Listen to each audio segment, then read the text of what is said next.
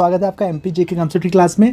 आज हम आपको कोई करंट अफेयर का मुद्दा नहीं बताएंगे, परंतु आज हम आपको एक ऐसे मुद्दे के बारे में बताएंगे जो कि अभी सोशल मीडिया पे, इंटरनेट पे हर जगह चल रहा है। आप बात कर रहे हैं, आप समझ गए होंगे, कॉकरोच जनता पार्टी की। कॉकरोच जनता पार्टी आप ये देख सकते हैं, यहाँ पे हमारे न्यायमूर्ति सूर्यकांत जी हैं।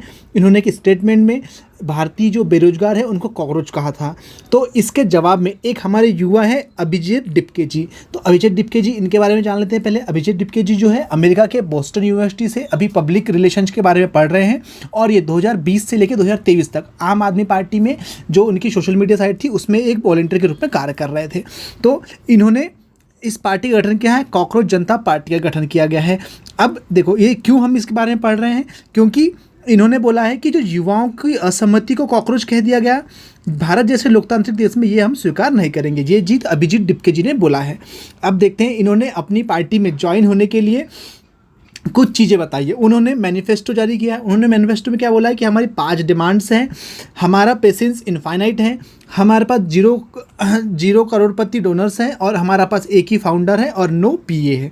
अब अगर आपको भी ये पार्टी में ज्वाइन होना है तो इसके लिए उन्होंने 4 एलिजिबिलिटी बताई है। सबसे पहला, आपको अनएम्प्लॉयड होना चाहिए, बाय फोर्स, बाय चॉइस और by principle. We don't task, हम नहीं पूछेंगे। सेकंड, आपको लेजी होना पड़ेगा, फिजिकली ओनली, मेंटली ब्रेन के तौर पे आपको नहीं है, लेजी नहीं होना है।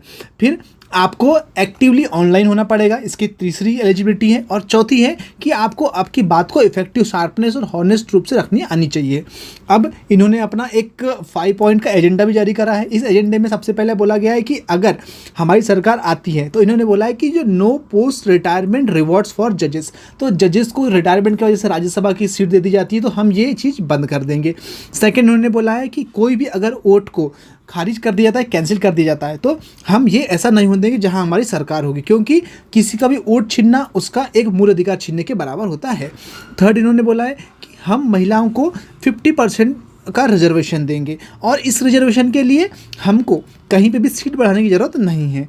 फिर उन्होंने बोला है कि जितने भी जो कॉरपोरेट्स हैं उसके जो शेयर्स है किसमें, हमारी मीडिया में, उस शेयरों की जांच की जाए और जो एंकर्स है उनके खातों की जांच करेंगे। और पांचवा और अंतिम इन्होंने बोला है कि अगर कोई भी आदमी या नेता अगर दल बदल करके एक पार्टी से दूसरी पार्टी में जाता है तो उसको 20 साल के लिए उस पर बैन लगाया जाएगा। ठीक है, तो इन्होंने नई पॉलिसी लगाई गई है। ठीक है, इन्होंने बोला है कि new politics, strong democracy, better India, इनकी टैगलाइन है। अब देखते हैं कि इन्होंने बोला है कि हमें they called Indian youth cockroach, but cockroach survive anything, we survive, we rise and we change. इन्होंने बोला है कि वी आर नॉट